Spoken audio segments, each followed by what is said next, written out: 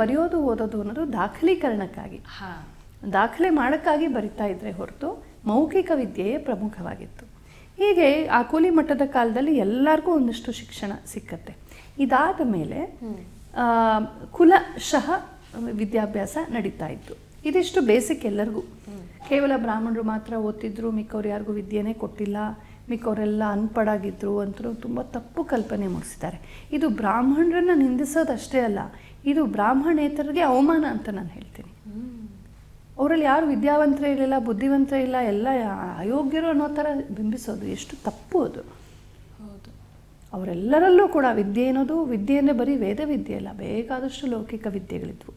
ಸಾಮಾನ್ಯ ಮಟ್ಟದ ಜ್ಞಾನ ಎಲ್ಲರಿಗೂ ಸಿಗ್ತಾ ಇತ್ತು. ಮತ್ತು ಇವತ್ತೇನಾಗಿದೆ, ಓದಕ್ಕೆ ಬರೆಯಕ್ಕೆ ಬಂದರೆ ಮಾತ್ರ ವಿದ್ಯಾವಂತರು ಅನ್ನೋ ಒಂದು ಹೊಸ ನಿರ್ವಚನ ಬಂದಿದೆ. ಹೌದು, ಹಿಂದೆ ಹಂಗಲ್ಲ. ನಮಗೆ ಯಾವುದಾದ್ರೂ ಕೌಶಲ ಇದ್ದರೆ, ಈಗ ಒಬ್ಬ ಕೃಷಿಕ ಇರ್ತಾನೆ, ಅವನು 40-50 ವರ್ಷ ಕೃಷಿ ಮಾಡಿರ್ತಾನೆ, ಸಮೃದ್ಧವಾದ ಕೃಷಿ ಬೆಳೆ ತೆಗಿತಾನೆ, ತುಂಬ ಗೊತ್ತಿರುತ್ತೆ, ಮಣ್ಣು ನೋಡಿದ್ರೆ ಅವನಿಗೆ ಗೊತ್ತಾಗುತ್ತೆ, ಬೀಜ ನೋಡಿದ್ರೆ ಗೊತ್ತಾಗುತ್ತೆ, ಅವನಿಗೆ ಇನ್ ಆ್ಯಂಡ್ ಔಟ್ ಆ ಕೃಷಿಯ ಬಗ್ಗೆ ಎಲ್ಲ ಗೊತ್ತು. ಅವನಿಗೆ ಒಂದು ಅಕ್ಷರ ಬರೆಯೋಕ್ಕೆ ಬರಲ್ಲ, ತನ್ನ ಹೆಸರನ್ನು ಕೂಡ ಹಸ್ತಾಕ್ಷರ ಮಾಡೋಕ್ಕೆ ಬರಲ್ಲ. ಅವನನ್ನು ನಾವು ವಿದ್ಯಾವಂತರು ಅಂತೀವ, ಅವಿದ್ಯಾವಂತರು ಅಂತೀವ. ಇವತ್ತಿನ ಇದರಲ್ಲಿ ಅವಿದ್ಯಾವಂತ. ಯಾವ ಹಾರ್ವರ್ಡ್ ಯೂನಿವರ್ಸಿಟಿ ಕರ್ಸಲ್ಲ, ಯಾವ ಯೂನಿವರ್ಸಿಟಿಯಲ್ಲೂ ಕರ್ಸಲ್ಲ. ಆದರೆ ನಾವು ಭಾರತೀಯ ಶಿಕ್ಷಣದ ಹಿನ್ನೆಲೆಯಲ್ಲಿ ನೋಡಿದ್ರೆ ಅವನೇ ವಿದ್ಯಾವಂತ. BSc ಮಾಡಿ, MSc ಮಾಡಿ, PhD ಮಾಡಿ, ಒಂದು ದಿನವೂ ಕೈ ಕೆಸರು ಮಾಡ್ಕೊಳ್ದೆ, ಒಂದು ಬೀಜನೂ ಬಿತ್ತದೆ, ಏನೂ ಮಾಡದೆ, ಬರೀ ಇಂಟರ್ನೆಟ್ ನೋಡ್ಕೊಂಡು ಕಾಪಿ ಪೇಸ್ಟ್ ಮಾಡಿ ಪ್ರಾಜೆಕ್ಟ್ ಮಾಡಿದಂಥ ಹುಡುಗ ಟಸ್ಪುಸ್ ಅಂತ ಇಂಗ್ಲೀಷ್ ಮಾತಾಡ್ಬೋದು, ದೇಶ ವಿದೇಶಕ್ಕೆ ಹೋಗಿ ಅಗ್ರಿಕಲ್ಚರ್ ಬಗ್ಗೆ ಮಾತಾಡ್ಬೋದು. ಆದರೆ ಭಾರತೀಯ ಶಿಕ್ಷಣದ ದೃಷ್ಟಿಯಿಂದ ಅವನು ಅವಿದ್ಯಾವಂತ. ಸಂಗೀತದ ಬಗ್ಗೆ ಬೇಕಾದಷ್ಟು ವಿಮರ್ಶೆ ಮಾಡ್ಬೋದು. ಕಲ್ಯಾಣಿ ರಾಗ, ಚತುಶ್ರುತಿ ಶಭ, ಅಂತರಗಾಂಧಾರ, ಪ್ರತಿಮಧ್ಯಮ ಅಂತ ಲಕ್ಷಣ ಹೇಳ್ಕೊಂಡು ಹೋಗ್ಬೋದು, ಬಯಾಟ್ ಮಾಡಿಬಿಟ್ಟು ಯಾರು ಬೇಕಾದ್ರೂ ಹೇಳ್ಬೋದು. ಆದರೆ ಹಾಡಪ್ಪ, ಸ್ವಲ್ಪ ಕಲ್ಯಾಣಿ ಹಾಡು ತೋರಿಸು ನೋಡೋಣ, ಹಾಡಕ್ಕೆ ಬರುತ್ತಾ? ಹಾಡಕ್ಕೆ ಬಂದರೆ ಅವನು ವಿದ್ಯಾವಂತ. ಸೊ ಥಿಯರಿಗೆ ಮತ್ತು ಈ ಬರವಣಿಗೆಗೆ, ಓದೋದಕ್ಕೆ ಈ ಲಕ್ಷಣ ಜ್ಞಾನ ಏನಿದೆ ಅದು ದಾಖಲೀಕರಣಕ್ಕಿರ್ತೆ ಹೊತ್ತು ಅದು ಮೆಜರ್ ಆಫ್ ವರ್ತ್ ಅಲ್ಲ. ನಮ್ಮ ನಿಜವಾದ ನಮ್ಮ ಯೋಗ್ಯತೆಯ ಒಂದು ಪ್ರಮಾಣ ಏನಪ್ಪ ಅಂದರೆ ನಮ್ಮ ಪರ್ಫಾರ್ಮೆನ್ಸ್. ನಾನು ಚೆನ್ನಾಗಿ ಹಾಡ್ತೀನ, ಆವಾಗ ನಾನು ಸಂಗೀತ ವಿದ್ಯಾಸಂಪನ್ನ. ಚೆನ್ನಾಗಿ ನೃತ್ಯ ಮಾಡಬಲ್ಲೆನ, ಆಗ ಸಂಗೀತ ವಿದ್ಯಾಸಂಪನ್ನ. ಕಾವ್ಯದ ಬಗ್ಗೆ 10 ಮಾತು ಹೇಳ್ಬೋದು, ನಾನು ಕಾವ್ಯ ರಚನಾ ಪಾಠವ್ಯ ನನಗಿದೆಯಾ, ಇದ್ದರೆ ನಾನು ವಿದ್ಯಾವಂತ. ಹಾಗಾಗಿ ಸರ್ಟಿಫಿಕೇಟ್ಗಾಗಲಿ ಅಥವಾ ಪುಸ್ತಕ ಓದೋದಕ್ಕಾಗಲಿ, ಬರೆಯೋದಕ್ಕಾಗಲಿ, ಅಥವಾ ಪರೀಕ್ಷೆ ಒಂದು 4 ಪ್ರಶ್ನೆ ಕೊಟ್ಬಿಡ್ತಾರೆ, ಪಾಸ್ ಮಾಡಿಬಿಟ್ರೆ ನನಗೆಲ್ಲ ಬಂದ ಹಾಗೆ. ಬರೋ 4-5 ಪ್ರಶ್ನೆ, ಆ 4-5 ಪ್ರಶ್ನೆಯಲ್ಲಿ ನಾನು ಇಡೀ ಯೋಗ್ಯತೆನ ಅಳಿಯೋದಾ? ಹಾಗಲ್ಲ. ನಮ್ಮಲ್ಲಿ ಬೇರೆನೇ. ಆಮೇಲೆ ಅದು ವಿಷಯಕ್ಕೆ ಬರ್ತೀನಿ ನಾನು, ಹೇಗೆ ಪರೀಕ್ಷೆ ಹೆಂಗೆ ಮಾಡ್ತಿದ್ರು ಅಂತ ಹೇಳ್ತೀನಿ ನಾನು. ನಮ್ಮ ಪರೀಕ್ಷೆ ಎಷ್ಟು ಚೆನ್ನಾಗಿರ್ತಿತ್ತು ಅಂತ. ನಿಜವಾದ ಪರೀಕ್ಷೆ ಅಂದರೆ ಅದು ಚಾಲೆಂಜ್. ಇವತ್ತಿಂದ ಏನೂ ಅಲ್ಲ ಅದ್ರ ಮುಂದೆ.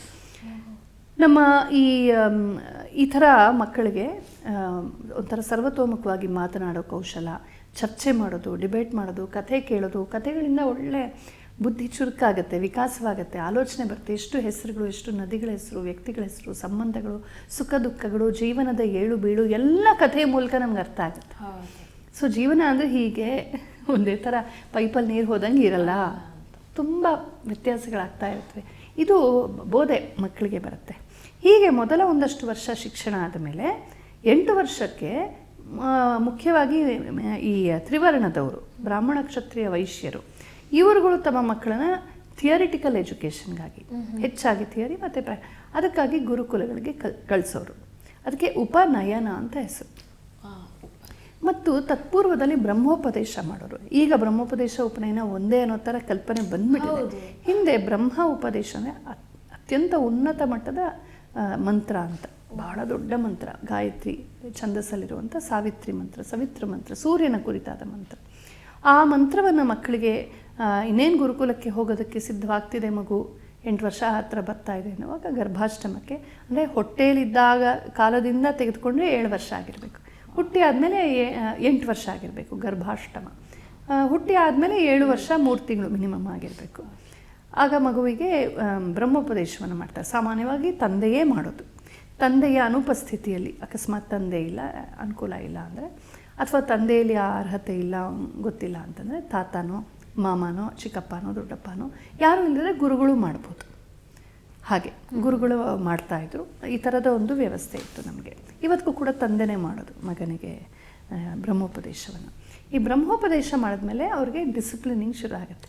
ನಾನು ಪ್ರಾರಂಭದಲ್ಲಿ ಹೇಳಿದೆ ಅವ್ರಿಗೆ ಯಾವ ಡಿಸಿಪ್ಲಿನೂ ಮಾಡಿಸಲ್ಲ 8 ವರ್ಷದವರೆಗೂ ಅಂತ. ಅಮ್ಮನ ಎಂಜಲ್ ತಟ್ಟೆಯಲ್ಲಿ ಹಾಗೆ ತಿಂತಾರೆ, ಎಲ್ಲಂದ್ರೆ ಅಲ್ಲಿ ಓಡಾಡ್ತಿರ್ತಾರೆ.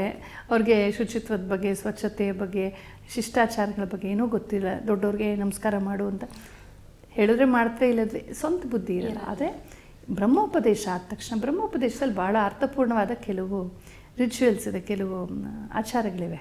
ಈ ಬ್ರಹ್ಮೋಪದೇಶ ಮಾಡೋ ಮುಂಚೆ ಅವತ್ತು ಬೆಳಗ್ಗೆ ಮಗುವಿಗೆ ಸ್ನಾನಗಿನ ಮಾಡಿಸ್ಬಿಟ್ಟು ಅದಕ್ಕೆ ಇದು ಚೌಲ ಮಾಡೋ ಮುಂಚೆ ಮಾತೃಭೋಜನ ಅಂತ ಒಂದು ಮಾಡಿಸ್ತಾರೆ.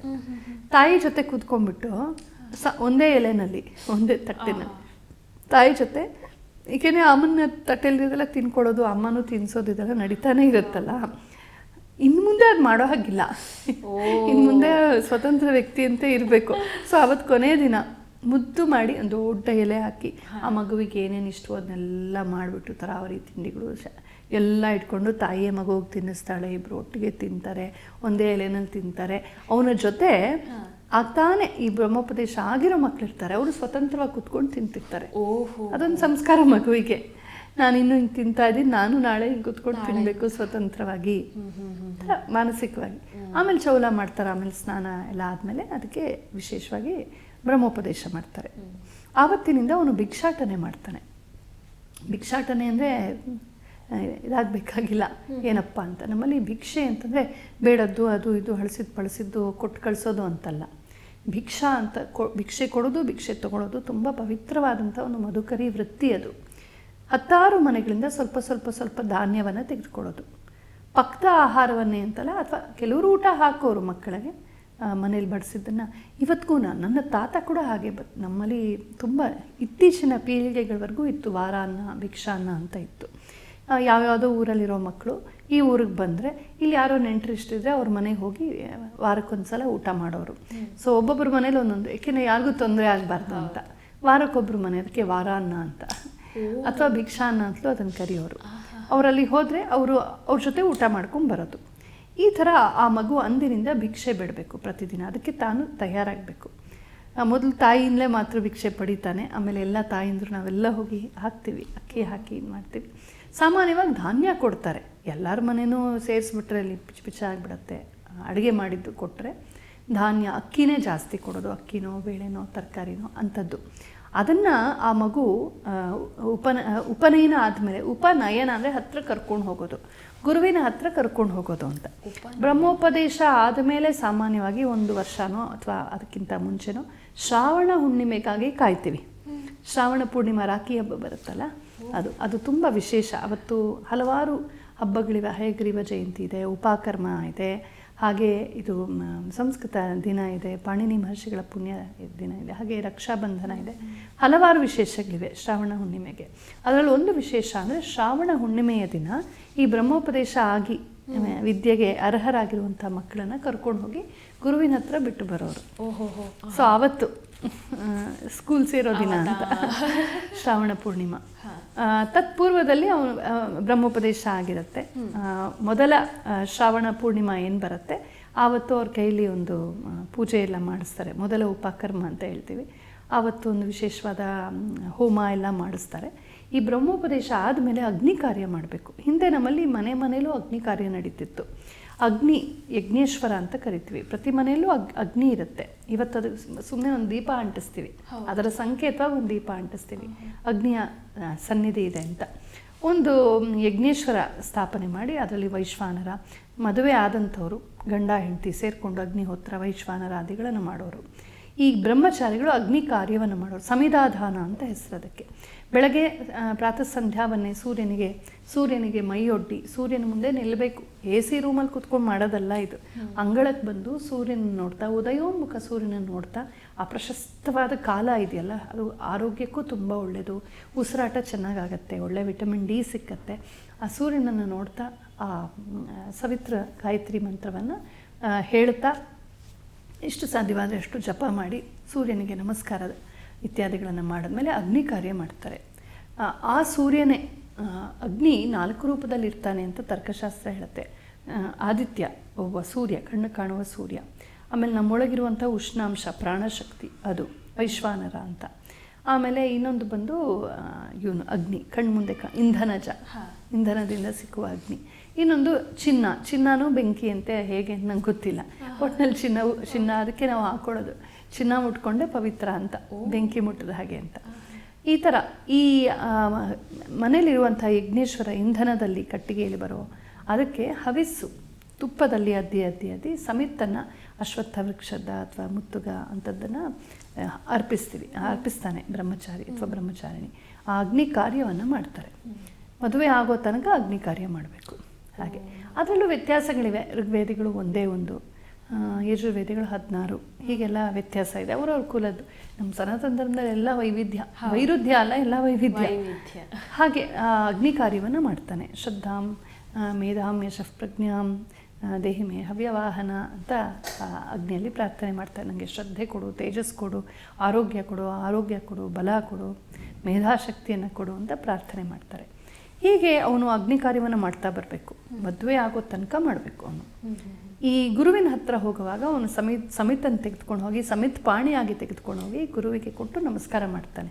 ನಾನು ಬ್ರಹ್ಮಚಾರಿ, ಇದು ಮಾಡ್ತಾ ಇದ್ದೀನಿ ಅಗ್ನಿ ಕಾರ್ಯಾದಿಗಳನ್ನ, ನನಗೆ ವಿದ್ಯೆಯನ್ನು ಕೊಡಿ ದಯವಿಟ್ಟು ಅಂಥೇಳಿ ಅವನು ಪ್ರವರ ಹೇಳ್ಕೊಳ್ತಾನೆ. ಕೆಲವರು ಹೀಗೆ ಅದೇ ಅವರ ಯಜುರ್ವೇದಿಗಳು ಹಿಂಗೆ ಇಟ್ಕೊಳ್ತಾರೆ, ಋಗ್ವೇದಿಗಳು ಈ ಥರ ಎಲ್ಲ ಇದೆ.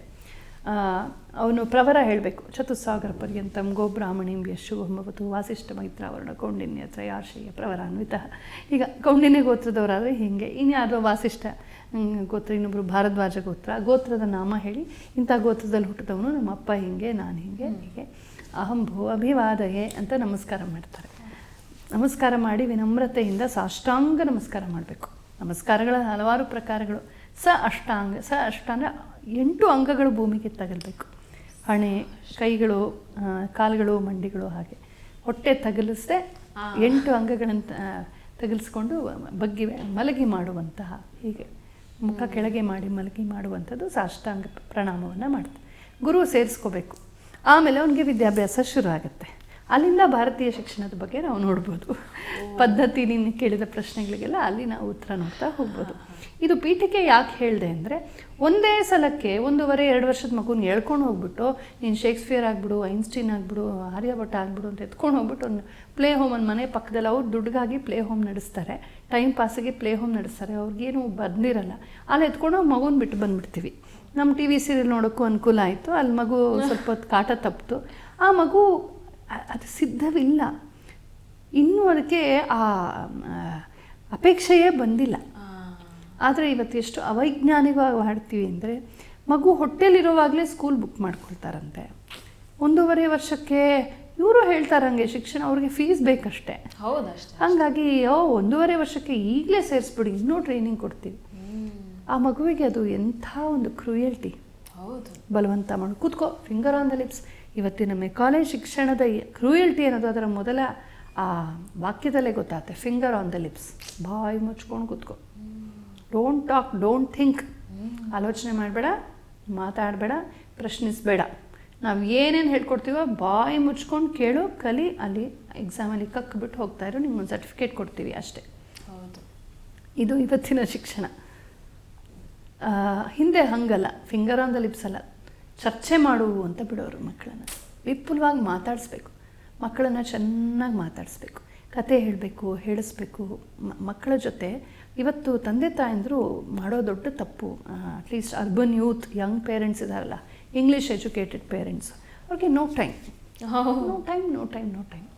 ವಾಟ್ಸಪ್ಪಿಗೆ ಟೈಮ್ ಇದೆ, ಇನ್ಸ್ಟಾಗ್ರಾಮ್ಗೆ ಟೈಮ್ ಇದೆ, ಫೇಸ್ಬುಕ್ ಟೈಮ್ ಇದೆ, ಮಾಲ್ ತಿರ್ಗೋಕ್ಕೆ ಟೈಮ್ ಇದೆ, ಹರಟೆ ಹೊಡಿಯೋಕ್ಕೆ ಟೈಮ್ ಇದೆ, ಅಲ್ಲಿ ರಿಸಾರ್ಟ್ ಹೋಗಿ ಬಿತ್ಕೊಂಡಿರೋಕ್ಕೆ ಟೈಮ್ ಇದೆ, ಎಲ್ಲದಕ್ಕೂ ಟೈಮ್ ಇದೆ. ಟ್ರಾಫಿಕಲ್ಲಿ ಗಂಟೆಗಟ್ಟಲೆ ಸಮಯ ಹೋಗುತ್ತೆ, ಅದಕ್ಕೂ ಟೈಮ್ ಇದೆ. ಕೆಲಸ ಮಾಡೋಕ್ಕೆ ಟೈಮ್ ಇದೆ, ಕಾಫಿ ಶಾಪ್ಗೆ ಹೋಗೋಕ್ಕೆ ಟೈಮ್ ಇದೆ. ಮಕ್ಕಳ ಜೊತೆ ಕೂತ್ಕೊಂಡು ಮಾತಾಡೋಕ್ಕೆ ಟೈಮ್ ಇಲ್ಲ. ಆ ಮಗುವಿಗೆ ಹೇಗೆ ಬರುತ್ತೆ ಕಮ್ಯುನಿಕೇಷನ್ ಸ್ಕಿಲ್ಸ್? ಇವತ್ತು ನೋಡಿ ಶಾಲೆಗಳಲ್ಲಿ, ನಾನು ಎಷ್ಟೋ ಶಾಲೆಗಳಲ್ಲಿ ಹೇಳ್ತೀನಿ, ಇಲ್ಲೂ ನಾನು ಕೇಳ್ಕೊಳ್ತಾ ಇದ್ದೀನಿ. ಯಾವುದೋ ಶಾಲೆಗೆ ಹೋದರೆ ಅಲ್ಲಿನ ಶಿಕ್ಷಕರೇ ಸ್ವಾಗತ ಹೇಳ್ತಾರೆ, ವಂದನಾರ್ಪಣೆ ಹೇಳ್ತಾರೆ, ನಿರೂಪಣೆ ಎಲ್ಲ. ಮಕ್ಕಳು ಸುಮ್ಮನೆ ಕೂತ್ಕೊಂಡು ನೋಡ್ತಾ ಇರ್ತಾರೆ. ಕೆಲವೇ ಶಾಲೆಗಳು ಮಕ್ಕಳನ್ನು ಬಿಡ್ತಾರೆ, ಮಕ್ಕಳೇ ಸ್ವಾಗತ ಮಾಡಬೇಕು. ಇಲ್ಲದೆ ಹೋದ್ರೆ ಸ್ವಾಗತ ಹೆಂಗೆ ಒಂದು ಬರ್ಕೊಟ್ಬಿಟ್ಟಿರ್ತಾರೆ, ಅದನ್ನು ನೋಡಿ ಹೇಳ್ಬಿಡೋದು. I extend a hearty welcome to our chief guest. Correct. ಅಂದರೆ ಅವ್ರಿಗೆ ಮಗುವಿಗೆ ಅರ್ಥನೇ ಆಗ್ತಾನೆ ಏನು ಹೇಳ್ತಿದೆ ಅದ್ರ ಬಗ್ಗೆ ಇನ್ವಾಲ್ವ್ಮೆಂಟೇ ಇಲ್ಲ. ಮಗುವಿಗೆ ಹೇಳ್ಕೊಡ್ಬೇಕು, ನೋಡು ಅವ್ರು ಬಂದಿದ್ದಾರೆ, ಅವ್ರಿಗೆ ಸ್ವಾಗತಕ್ಕೋರು ನಮ್ಮ ಶಾಲೆಗೆ ಬಂದಿರುವಂತಹ ಸನ್ಮಾನ್ಯ ಶ್ರೀಯುತರಿಗೆ ಹೃದಯಾಂತರ ನಿಮ್ಮೆಲ್ಲರ ಪರವಾಗಿ ಸ್ವಾಗತವನ್ನು ಕೋರ್ತೀನಿ, ಮುಖ ನೋಡ್ಕೊ. ಎಷ್ಟು ಚೆನ್ನಾಗಿ ಹೇಳ್ಕೊಡ್ಬೋದು. ಬಹುಶಃ ಸರ್ಕಾರಿ ಶಾಲೆಗಳಲ್ಲಿ ಆ ಒಂದು ಇದೆ, ನಾವು ಹಳ್ಳಿ ಮಕ್ಕಳಲ್ವಾ, ಶಾಲೆಯಿಂದ ಬಂದಿದ್ದಲ್ಲ ಅದು, ಸರ್ಕಾರಿ ಶಾಲೆಯಿಂದ ಬಂದಿದ್ದಲ್ಲ, ಅವರು ಬೆಳೆದ ಪರಿಸರದಿಂದ ಬಂದಿದೆ. ಅಜ್ಜಿ ತಾತ ಮಾತಾಡ್ಸ್ತಾರೆ, ಅಕ್ಕಪಕ್ಕದ ಮನೆಯವ್ರು ಮಾತಾಡ್ಸ್ತಾರೆ, ಏನ್ ಪುಟ್ಟ ಬಂದ್ಯಾ, ಹೋಗು ಕೂತ್ಕೋ, ಹಿಂಗ್ ಮಾಡು ಹಂಗೆ ಮಾಡ್ಬೇಡ, ಅದು ನೋಡು ಪರಿಸರ ನೋಡು. ರೈತರು ಹಳ್ಳಿ ಪರಿಸರದಲ್ಲಿ ಬೆಳೆಯೋದ್ರಿಂದ ಮನೆಯಲ್ಲಿ ಕಲಿತ ಸಂಸ್ಕಾರದಿಂದಾಗಿ ಸರ್ಕಾರಿ ಶಾಲೆಗಳಲ್ಲಿ ಹಳ್ಳಿ ಕಡೆ ಆ ಸಂಸ್ಕಾರ ನೋಡ್ತೀವಿ. ಶಾಲೆ ಕೊಟ್ಟಿದ್ದಲ್ಲ, ಶಾಲೆ ಟೆಕ್ಸ್ಟ್ ಬುಕ್ಸ್ ನೋಡಿದ್ರೆ ಗೊತ್ತಾಗಲ್ವಾ ಅವಾಂತರ. ಹಾಗಾಗಿ ಒಳ್ಳೇದೆಲ್ಲ ಕಿತ್ತಾಕ್ಬಿಟ್ಟಿದ್ದಾರೆ. ಅಲ್ಲಿ ಜಾತಿ ಪಾತಿ ಅದು ಇದು, ನಮ್ಮ ಆಕ್ರಮಣಕಾರರನ್ನ ಗ್ಲೋರಿಫೈ ಮಾಡೋದು, ಸ್ಥಳೀಯರನ್ನು ಹೀಯಾಳಿಸೋದು, ಇದೇ ಹೆಚ್ಚಾಗಿ ಕಾಣಿಸೋದು. ಆದರೆ ಸರ್ಕಾರಿ ಶಾಲೆಗಳಲ್ಲಿರೋ ಕೆಲವರು ಒಳ್ಳೆ ಟೀಚರ್ಸ್ ಇರ್ತಾರೆ, ಪಾಪ ಅವರು ಒಳ್ಳೆ ಕೆಲಸ ಮಾಡ್ತಾರೆ. ಹಾಗಾಗಿ ಆ ಪರಿಸರ ಸ್ವಲ್ಪ ಉಳ್ಕೊಂಡಿದೆ. ಇಲ್ಲೇನಾಗಿದೆ, ಸಿಟಿ ಶಾಲೆಗಳಲ್ಲಿ ಮಾರ್ಬಲು, ಗ್ರನೈಟು, ಬಿಲ್ಡಿಂಗು, ಕ್ಯಾಂಪಸ್ಸು, ಬಸ್ಸು ಎಲ್ಲ ಬೇಕಾದಷ್ಟು. ಅದೇನೋ ನಮ್ಮ ಪೂಜ್ಯ ರಾಮಚಂದ್ರಾಯರು ಹೇಳೋರು, ಹೂರಣವಿಲ್ಲ ಬರೀ ತೋರಣ ಅಂತ. ಆ ಥರ ಕಂಟೆಂಟ್ ಏನೂ ಇಲ್ಲ, ಬರೀ ಆಚೆ ಸ್ಟೈಲು, ಶೋ ಆಫ್. ಅದನ್ನು ನೋಡ್ಬಿಟ್ಟು ಇವ್ರು ಹೋಗಿ ವಾವ್ ಅಂತ ಅಲ್ಲಿ ಹೋಗಿ ಹಾಕ್ಬಿಡ್ತಾರೆ. ಬೆಸ್ಟ್ ಸ್ಕೂಲ್ ಅಂದ್ರೆ ಏನು, ತುಂಬ ಗ್ರನೈಟು, ಮಾರ್ಬಲು, ಲೈಟ್ಸು ಇದ್ದು ಎಲ್ಲ, ಮತ್ತು ಇಂಗ್ಲೀಷೇ ಮಾತಾಡಬೇಕು, ಕನ್ನಡ ಮಾತಾಡಬಾರ್ದು, ಆದಷ್ಟು ಸ್ಲ್ಯಾಂಗಾಗಿ ಮಾತಾಡಬೇಕು. ಆ ಟೀಚರು ಹಾರ್ವರ್ಡೋ ಅಲ್ಲೋ UK ಅಲ್ಲೆಲ್ಲೋ ಓದ್ಕೊಂಡ್ಬಂದಿದ್ದೀನಿ ಅಂತ ಪ್ರಿನ್ಸಿಪಾಲ್ ಹೇಳ್ಬಿಡ್ಬೇಕು. ಆವಾಗ ಅದು ಬೆಸ್ಟ್ ಸ್ಕೂಲು. ಅವ್ರಿಗೇನು ಕಂಟೆಂಟ್ ನಾಲೆಜ್ ಇದೆ ಅದೆಲ್ಲ ಮುಖ್ಯ. ಹಿಂದೆ ಹಂಗಲ್ಲ, ಈ ಮಕ್ಕಳಿಗೆ ಒಳ್ಳೆಯ ಹಿನ್ನೆಲೆ ಕೊಡೋರು. ಮಕ್ಕಳನ್ನ ಉಪನಯನ ಶಾಲೆಗೆ ಹಾಕಿದಾಗ, ಈ ಗುರುಕುಲಕ್ಕೆ ಹಾಕೋ ಮುಂಚೆ ಇಷ್ಟು ಬ್ಯಾಕಿಂಗ್ ಕೊಡೋರು. ಅಂದರೆ ಮಕ್ಕಳಿಗೆ ಚೆನ್ನಾಗಿ ಮಾತಾಡೋರು, ಅಮಿತ ಭಾಷಣ. ಇವತ್ತಿಗೂ ಯಾಕೆ ಅಜ್ಜಿ ತಾತ ಇರ್ಬೇಕು ಮನೇಲಿ ಅಂದರೆ, ಅಲ್ಲಿ ಕೂತ್ಕೊಂಡು ಮಂಕುತಿ ಮನ್ಕಗ್ಗ ಹೇಳ್ಕೊಡ್ತಾರೆ, ಹಾಡು ಹೇಳ್ಕೊಡ್ತಾರೆ, ಇದು ಹೇಳ್ಕೊಡ್ತಾರೆ. ನಮ್ಮ ಮನೇಲೆ ನನ್ನ ಮಗನಿಗೆ ನಮ್ಮ 3 ಜನ ಎಲ್ಲ ನಮ್ಮ ಮಕ್ಕಳಿಗೆಲ್ಲ ನಮ್ಮ ತಂದೆ ತಾಯಿ ಕುಡಿಸ್ಕೊಂಡು ಕೈ ಹಿಂಗೆ ಹಿಡ್ಕೊಂಡು ಎಷ್ಟು ಚೆನ್ನಾಗಿ ಒಳ್ಳೊಳ್ಳೆ ಹಾಡೆಲ್ಲ ಹೇಳ್ಕೊಡೋರು. ಜಿ ಮಲ್ಲಕ್ಕ, ಮಜ್ಜಿಗೆ ಕಡಿಯೋ ಮಲ್ಲಕ್ಕ, ಹಿಂಗೆ ಮಾಡಿಸೋದು, ಹಿಂಗೆ ಮಾಡೋದು, ಗಾಗಿ ಮಾಡೋರು. ಎಷ್ಟೊಂದು ಶಿಶುಗೀತೆಗಳನ್ನು ಹಾಡಿಸೋದು, ಕುಣಿಸೋದು. ಆಮೇಲೆ ಆನೆ ಕೊಡ್ತೀನಿ ಅಂದರೆ ಒಲ್ಲೆ ಅಂದ್ಲು ಮಕ್ಕಳಿಗೆ ಹಿಂಗೆ ಅಳ್ಳಾಡ್ಸೋದು ಅವರನ್ನು. ಕುದುರೆ ಕೊಡ್ತೀನಿ ಅಂದರೆ ಒಲ್ಲೆ ಅಂದ್ಲು ಅಂತ ಹೀಗೆಲ್ಲ ಹೇಳ್ಕೊಡೋದು ಮಕ್ಕಳಿಗೆ. ಮತ್ತೆ ನಿಲ್ಲಿಸೋದು ಹಿಂಗೆ ಮಾಡೋವಾಗ. ಅಂದರೆ ಒಂದೊಂದು ಅಂಗವು, ಮಾತು, ಕಣ್ಣು, ಮನಸ್ಸು, ಆ ಮಕ್ಕಳಲ್ಲಿ ಮೋಟಾರ್ ಸ್ಕಿಲ್ಸ್ ಅಂತ ಏನು ಹೇಳ್ತಾರೆ ಇವತ್ತು ಇಂಗ್ಲೀಷಲ್ಲಿ, ಅದನ್ನು ಅಕ್ಷರಶಃ ಮಾಡೋರು ಮನೆಯಲ್ಲಿ.